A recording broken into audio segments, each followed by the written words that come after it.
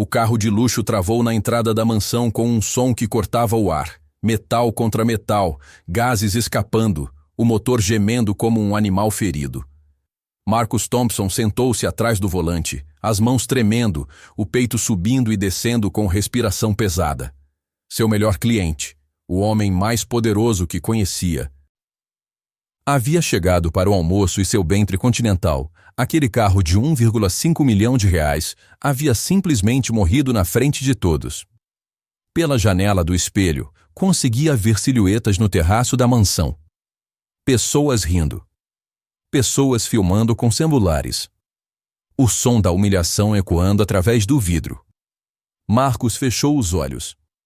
Tinha 41 anos, era pai solo de um filho de 10 anos, e cada centavo que ganhava como motorista particular importava. Muito importava. Seu filho, David, precisava de tutoria de matemática, de uniforme novo, de uma vida melhor que a que ele próprio havia tido. Agora isto. A porta do carro se abriu bruscamente. Richard Ashot, o homem que o empregava há 3 anos, desceu com a expressão que Marcus mais temia. Não era raiva. Era desprezo. O tipo de desprezo que um homem rico sente por alguém que trabalha para ele. O tipo de desprezo que mata lentamente.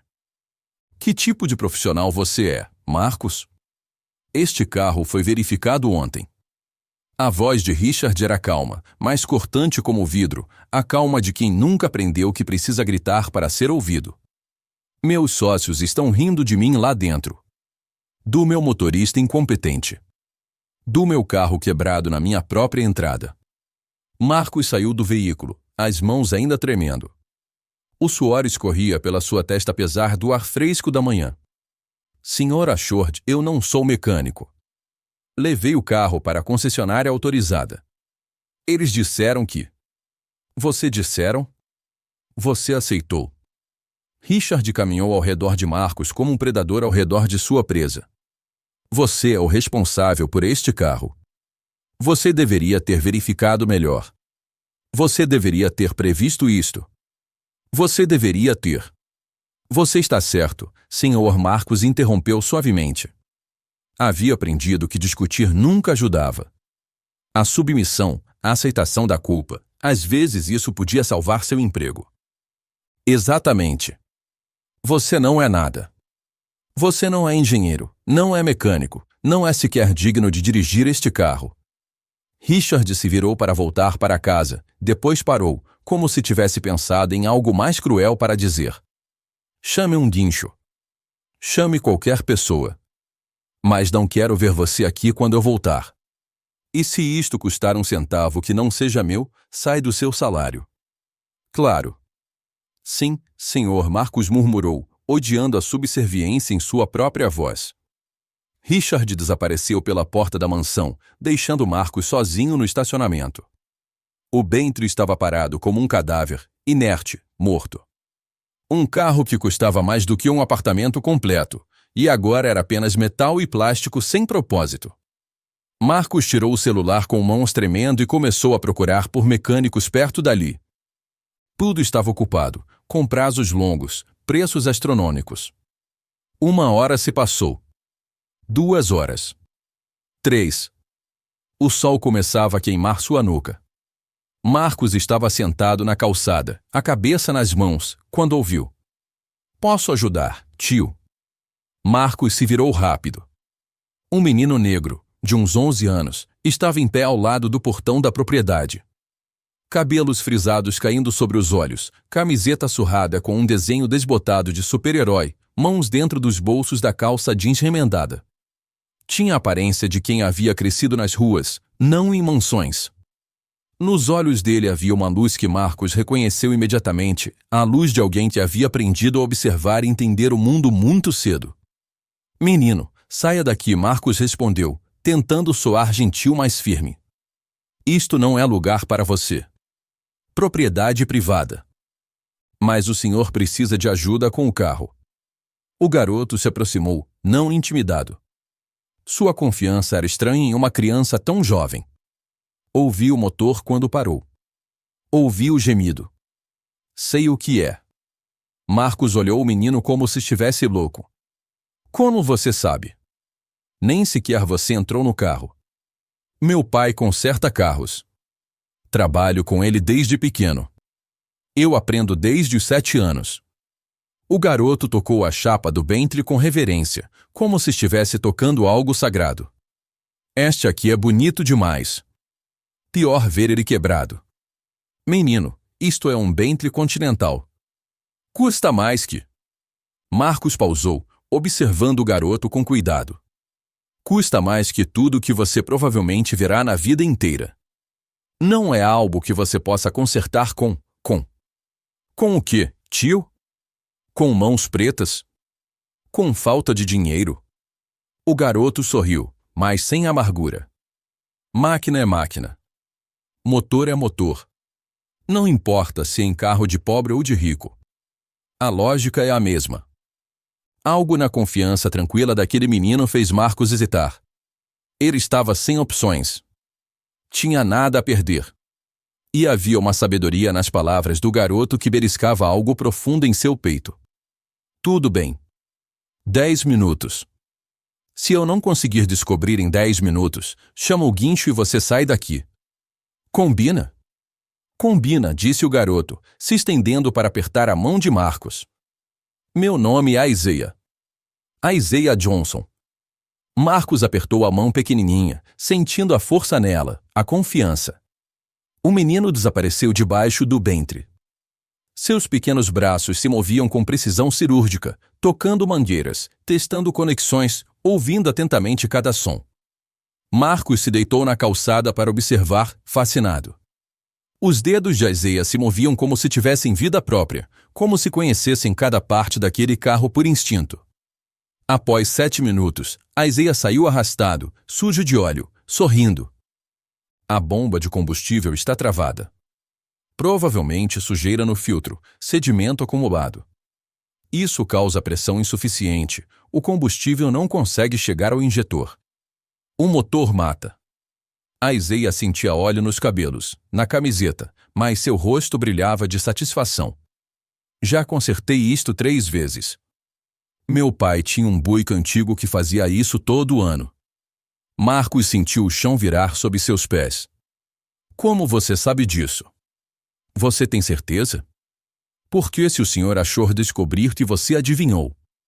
Não é adivinhação, tio. É conhecimento. Ouço o motor. Entendo o problema. Isaiah enxugou as mãos na calça, deixando mancha de óleo. Meu pai dizia que conhecimento vem do estudo, não da idade. Ele também diz que o mundo subestima crianças negras. Acha que a gente não consegue pensar. Mas a gente consegue. A gente consegue demais. Você consegue consertar isto? Marcos perguntou, ainda incrédulo. Aqui, agora. Não aqui. Preciso de ferramentas específicas, peça de reposição nova. Mas digo ao senhor exatamente onde arrumar, quanto custa e qual loja tem em estoque. Isaiah começou a falar com uma precisão que seria cômica se não fosse tão extraordinária. Nomeou a peça, o código, a loja que teria, o preço aproximado. Marcos correu para sua casa 5 minutos dali, pegou seu cartão de crédito, que tinha apenas R$ 300 de limite, dirigiu até a loja, comprou a peça. Volta para encontrar Isaiah esperando pacientemente debaixo de uma árvore, bebendo água de uma mangueira de jardim que havia encontrado. Isaiah consertou o Bentley em 20 minutos. Quando Marcos virou a chave, o motor rugiu, suave e poderoso, exatamente como deveria soar. Algo quebrou dentro dele, não de humilhação, mas de esperança. Pela primeira vez em anos, sentiu que havia alguém que o via, que acreditava nele, que o salvava. E era uma criança. Qual é seu nome completo? Perguntou, ainda em choque. Isaiah Marcos Johnson, senhor. O menino limpava as mãos em um pano velho que havia encontrado. Você tem pai em casa? Tenho. Trabalha em uma oficina perto de casa. Quer conhecê-lo? Sim, Marcos respondeu. Mas primeiro, você vai comer alguma coisa comigo? Quando você comeu pela última vez? Isaiah pensou. Ontem de manhã. Pão com manteiga. Algo quebrou no coração de Marcos. Ele era pobre, mas sua pobreza era privilégio comparada à pobreza de Isaiah. Pelo menos ele tinha um emprego, uma casa, uma rotina. Isaiah tinha uma mangueira de jardim e a capacidade de consertar carros de luxo por magia. Marcos levou Isaiah para um restaurante simples, não luxuoso, sabendo que isso deixaria o menino desconfortável. Enquanto Isaiah comia, e comia com a fome de quem raramente tinha comida abundante, Marcos fez perguntas. Suavemente. Sem pressão. Isaiah tinha 11 anos. Mãe havia morrido 2 anos atrás, pneumonia, falta de dinheiro para ir ao hospital, negligência do sistema de saúde. Pai era mecânico de rua, ganhava o suficiente para alugar um pequeno espaço, mas frequentemente não conseguia pagar. Isaiah frequentava escola pública quando podia, mas passava mais tempo na oficina, aprendendo com as mãos do que qualquer livro podia ensinar. Você quer ser mecânico? Marcos perguntou entre garfadas de sua própria comida, que havia pedido apenas por educação. Seu estômago era um nó. Não. Quero ser engenheiro. Isaiah olhou para Marcos nos olhos com uma seriedade que deveria pertencer apenas a adultos. Quero desenhar carros melhores. Carros que durem mais, que não deixem people como seu chefe na dependência. Que não deixem meu pai tendo que consertar o mesmo carro toda semana porque foi feito de forma barata. Quero fazer máquinas que importem. Marcos colocou o garfo no prato. Havia entrevistado centenas de pessoas em sua vida, para vários empregos, para relacionamentos. Ninguém havia falado com essa lucidez e propósito aos 11 anos. Naquela noite, Marcos estava em casa com seu próprio filho, David, um garoto tímido de 10 anos que estudava demais, brincava de menos e carregava a tristeza silenciosa de uma criança que havia crescido sem mãe. A mãe de David havia deixado quando ele era bebê. Contou a eles sobre Isaiah. David ouviu com aquela atenção silenciosa que sempre tinha, sentado no sofá, as pernas encolhidas, processando cada palavra como se fosse um tesouro. Pai, você vai contar para o Sr. Ashur que foi um menino? Não, filho, Marcos respondeu, sentando-se ao lado do garoto. Porque o Sr. Ashur não vê pessoas. Vê apenas ferramentas. Se eu contasse que foi Isaiah, ele tentaria explorá-lo, usá-lo, ou pior, conseguiria impedi-lo de vir aqui de novo porque acha que meninos pobres não merecem estar nessa propriedade. Então você vai mentir. David perguntou, preocupado. Tinha a moralidade rígida de uma criança educada em escolas religiosas. Não. Apenas não vou voluntariar informação. Há diferença entre mentira e silêncio. David acenou, ainda processando. Pai, você acha que ele consegue ser engenheiro? Um menino que não tem dinheiro? Não sei, filho. Mas vou ajudar ele a tentar. Uma semana depois, o Bentley quebrou novamente. Marcos, em pânico, não sabia como consertar. Mas desta vez, em vez de chamar um guincho caríssimo, chamou Isaiah. O menino apareceu em meia hora e novamente resolveu o problema em minutos, desta vez uma situação mais complexa com um sistema elétrico. Marcos pagou R$ 200 do bolso. Tinha feito horas extras entregando comida aos fins de semana para ter este dinheiro. Isto é muito dinheiro, tio, Isaiah protestou. Eu não mereço. Você salvou meu emprego, Marcos respondeu com firmeza. Novamente. Mereço muito mais. Você merece muito mais. Meses se passaram em um ritmo estranho. O Bentley de Richard Ashur quebrava a cada 2 semanas como se estivesse amaldiçoado. Cada vez, Marcos chamava Isaiah. Cada vez, o menino aparecia, consertava, aprendia algo novo. E cada vez, Marcos se tornava mais convencido de que este menino não era apenas talentoso, era extraordinário. E pior, começava a amar Isaiah como um segundo filho. Até que um dia, no início do outono, Richard perguntou algo que Marcos temia desde o começo. Como você está consertando meu carro tão rápido, Marcos? Ninguém consegue isto. Nenhum mecânico profissional consegue. Você está fazendo isto como? Marcos congelou. Seu coração bateu como trovão. Não conseguia mentir. Não era em sua natureza. Senhor, Conheço um mecânico um profissional muito talentoso que... Você conhece um mecânico? Richard riu. A risada era fria como gelo. Você? O homem que dirigiu meu carro quebrado na minha entrada? O motorista que se recusa a aprender nada sobre mecânica? A risada se tornou ainda mais alta, mais cruel. Claro que você conhece. Conhece alguém tão incompetente quanto você mesmo, obviamente. Ou está nos enganando. Ou está pagando alguém que você nem consegue pagar como está. O silêncio que seguiu foi mortal. Quero saber quem é. Richard continuou, sua voz agora carregada com uma ameaça silenciosa. Amanhã. O nome. O número. Tudo. Porque ou você me diz, ou está demitido por desonestidade. Marcos passou a noite em claro. Mas quando Bentry quebrou 2 dias depois, desta vez algo grave no sistema de refrigeração, Marcos tinha que agir. Chamou a Isaiah. O menino veio. E desta vez, Richard saiu justamente quando a Isaiah estava terminando o concerto, com as mãos manchadas de óleo, sujeira nas unhas, mas com aquele sorriso de satisfação que só aparecia quando ele havia resolvido um problema difícil. O rosto de Richard se contorceu em descrença. Este menino? Richard caminhava ao redor de Isaiah como um predador observando sua presa, subestimando-a completamente. Este menino negro, descalço, consertou meu Bentry? Richard começou a rir. Não era riso de alegria, nem de surpresa. Era o riso cruel de alguém acostumado a humilhar, de alguém que havia passado a vida inteira sabendo que seu dinheiro lhe dava o direito de rir de qualquer pessoa abaixo dele. Você realmente acredita que um garoto de rua consegue consertar um carro de luxo? Que adorável, Marcos. Que absolutamente adorável. Ele se moveu perto de Isaiah, olhando para baixo, sua altura e seu. Não, senhor, Isaiah respondeu calmamente. Sua respiração era regular, seu corpo relaxado. Marcos viu isso, viu Isaiah escolhendo não estar assustado, não se diminuir. Eu ajudo porque o motorista foi gentil comigo. Diferente de outras pessoas. Diferentes da maioria.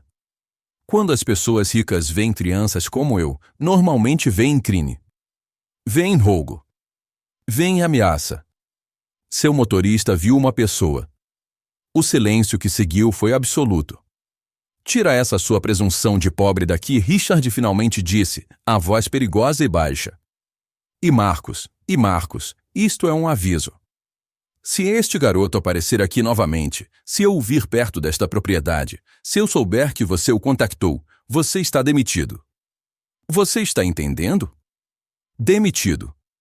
Sem referências. Sem carta de recomendação. Você vai procurar emprego e ninguém vai contratar você. Porque eu vou espalhar que você é desonesto. Que você tira dinheiro dos seus clientes. Que você é.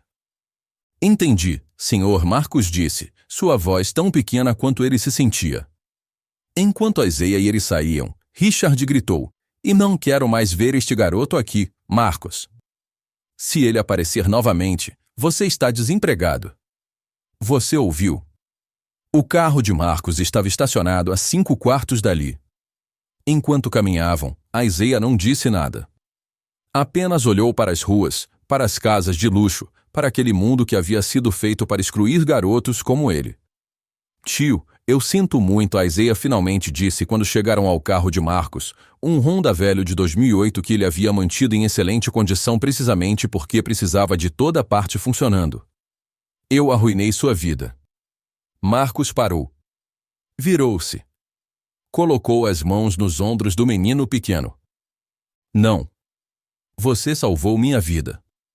Marcos sentia as lágrimas chegando, mas as prendeu. Porque agora sou livre.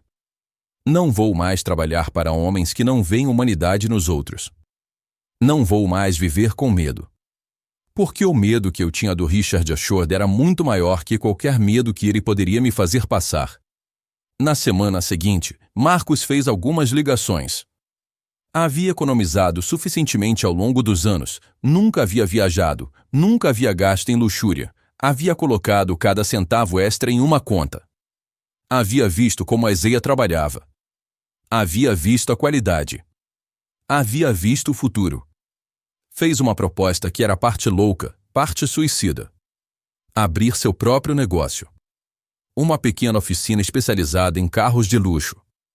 Isaiah seria seu mecânico-chefe, quando não estivesse na escola.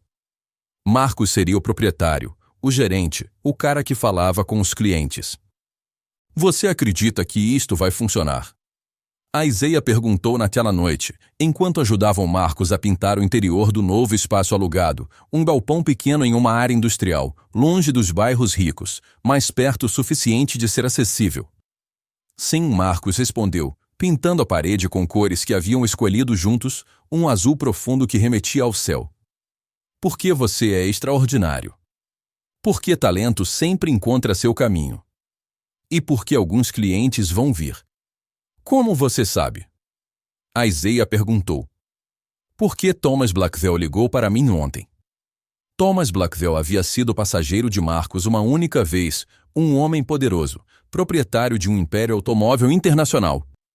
Na época, havia comentado que Marcos dirigia bem, que tinha qualidades de liderança.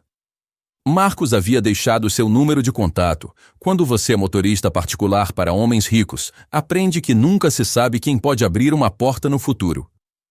Thomas havia chamado, perguntando se Marcos ainda trabalhava com Richard. Quando ouviu que não, perguntou o que estava fazendo. Marcos contou tudo, da humilhação inicial ao encontro com Isaiah, ao bem consertado, a tudo. Quero conhecer este menino, Thomas havia dito. Isaiah conheceu Thomas Blackwell na semana da inauguração da oficina. O homem examinou o garoto como se estivesse avaliando um Ferrari. Depois, colocou sua Mercedes no guincho e pediu. Conserte. Tem qualquer problema que você consiga identificar. Pago o que cobrar. Mas quero o melhor. Isaiah consertou. Perfeito. Um problema no sistema de transmissão que havia atormentado Thomas por meses. Thomas trouxe outro cliente. Depois outro. Dentro de 3 meses, a pequena oficina tinha fila de espera de 2 meses. Bilionários queriam que aquele menino verificasse seus carros. A história começava a se espalhar, boatos em círculos de homens ricos, em jantares exclusivos. Há um menino, não tem nem 12 anos ainda, e ele consegue diagnosticar qualquer problema em qualquer carro em minutos. A história de Isaiah, um garoto negro que havia crescido na pobreza mais extrema, consertando carros de luxo com habilidade profissional, eventualmente vazou para a mídia. Um jornalista escreveu sobre ele. Um vídeo viralizou mostrando Isaiah consertando um Ferrari antigo em 40 minutos, enquanto mecânicos profissionais de uma oficina famosa observavam, incrédulos. Escolas começaram a oferecer bolsas. Universidades de engenharia o convidavam para palestras. Mas Isaiah continuava aparecendo na oficina após a escola, continuava aprendendo do pai, que agora também trabalhava com eles, continuava aprendendo de Marcos, porque seu verdadeiro educador nunca seria uma sala de aula, seria a prática, a experiência e o amor de um homem que havia visto além das aparências. Uma noite, David, agora ajudando na oficina, aprendendo ao lado de Isaiah, perguntou ao pai, você se arrepende de perder o emprego com o Sr. Ashore? Marcos olhou o filho, depois para Isaiah que estava estudando manuais de engenharia avançada no canto da oficina, depois para a placa da porta que dizia Thompson & Johnson Automotive Excellence, onde talentos encontram oportunidade. Não, filho. Porque perdi um emprego e ganhei uma vida. Perdi um patrão e ganhei um propósito. Perdi o medo e encontrei coragem. Isto parece um péssimo acordo? David sorriu. Não, pai. Parece justo. 3 anos depois, quando Isaiah tinha 14 anos e havia entrado em uma universidade de elite em um programa especial para gênios precoces, foi entrevistado pela revista de maior circulação do país. A manchete era ousada. O menino que humilhou os bilionários. Como um garoto pobre provou que talento não conhece classe social. A história contava como um garoto nascido na pobreza extrema havia superado o preconceito com a ajuda de um homem que havia perdido tudo para acreditar nele. Como Marcos Thompson, um simples motorista, havia reconhecido e cultivado talento extraordinário. Como juntos eles criaram algo que não apenas mudou suas vidas, mas começou a mudar a indústria automóvel, porque fabricantes começaram a estudar os métodos de Isaiah, a aprender com ele, a modernizar baseado em seu entendimento profundo de mecânica. Richard Ashod foi mencionado brevemente no artigo, como o homem que não viu o gênio que estava diante dele. Sua reputação diminuiu nos círculos que importavam. Seus negócios começaram a sofrer. Os clientes que o respeitavam começaram a questionar seu caráter. Marcus recebeu ofertas de trabalho de pessoas que antes o ignoravam completamente. Executivos que haviam passado por ele nos elevadores de prédios de luxo, que nunca havia notado sua existência, agora queriam consultá-lo sobre suas operações. Mas ele recusou todos. Porque ele e Isaiah estavam muito ocupados construindo algo maior. Algo que ia além de dinheiro, além de prestígio. Um centro de treinamento para jovens talentos de comunidades pobres. Um lugar onde garotos como Isaiah pudessem ser descobertos, desenvolvidos, celebrados. Onde homens como Marcus pudessem ser reconhecidos não como motoristas ou funcionários descartáveis, mas como professores e mentores extraordinários cujo impacto moldava gerações.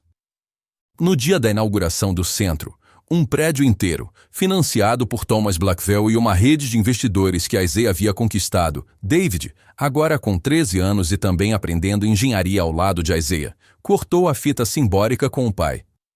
Pai, estou orgulhoso, David sussurrou enquanto as câmeras fotografavam. De quê? Marcus perguntou, já sabendo a resposta. De você ter tido coragem de acreditar quando ninguém mais acreditava. De você ter visto em Isaiah o que todos os outros não viam. De você ter riscado tudo, para fazer a coisa certa.